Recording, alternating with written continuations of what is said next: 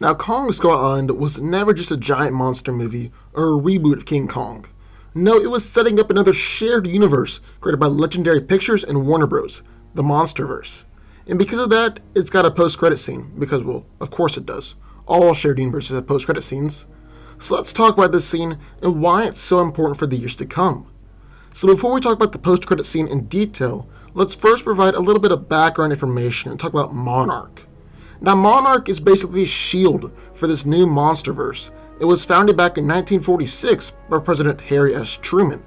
It's a joint organization with the United States, Japan, and other countries, and their whole mantra is that the world doesn't belong to us.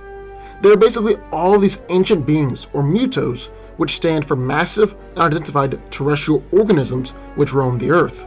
This includes Godzilla, King Kong, the two giant creatures that Godzilla battled against, and all of the creatures on Skull Island. Houston Brooks, a seismologist who was part of the Skull Island mission, came up with the Hollow Earth theory, which basically states that there are massive sections of the planet beneath the surface that are hollow, where mutos have survived for millions of years. And then places like Skull Island are gateways that the mutos can travel in and out of. So basically, all this to say that Monarch believes that we need to be on the lookout, because if mankind isn't careful, these mutos will rise up and take back the Earth. Now let's talk a bit about the actual post-credits scene. Now the scene opens with James Conrad and Mason Weaver, or Tom Hiddleston and Brie Larson, locked in an interrogation room facing a one-way mirror. Conrad is trying to get people to talk to him and promises not to tell the Russians about Kong or anything they had encountered on Skull Island.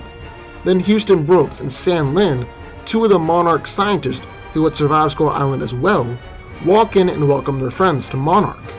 Brooks announces that Kong is king on Skull Island, but there are other kings, and with that, starts showing a series of photos. Most of these appear to be cave drawings and show monsters like Godzilla, Rodan, Mothra, and King Ghidorah. One of the pictures even shows a massive battle taking place between Godzilla and King Ghidorah. So what does all this mean? Well, it means that the Monsterverse is real. But why these monsters? Why is this important? Well, we know that Godzilla has faced off against and actually battled alongside each of these monsters before. So it very well could be revealing the monsters facing off against Godzilla in the next movie, Godzilla King of Monsters. And then we gotta talk about King Kong, because this post-credit scene also sets up the inevitable showdown and team up between Godzilla and King Kong, which we know is coming in 2020.